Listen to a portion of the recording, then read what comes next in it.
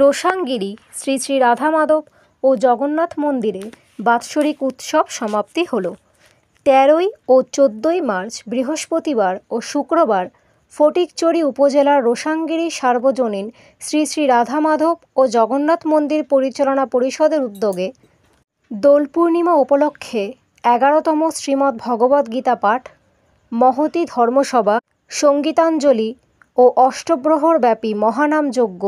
শ্রী শ্রী নামসুধা পরিবেশনায় শ্রী শ্রী দয়াল ঠাকুর সম্প্রদায় চট্টগ্রাম, শ্রী শ্রী জয় মহাপ্রভু সম্প্রদায় সিলেট, শ্রী শ্রী মা শীতলা সম্প্রদায় গোপালগঞ্জ। এইভাবেই বিভিন্ন সামাজিক ও মাঙ্গলিক অনুষ্ঠানের চিত্রধারণ ও ভিডিও দেখতে অনুগ্রহপূর্বক YouTube channel @thehindu18 subscribe, comment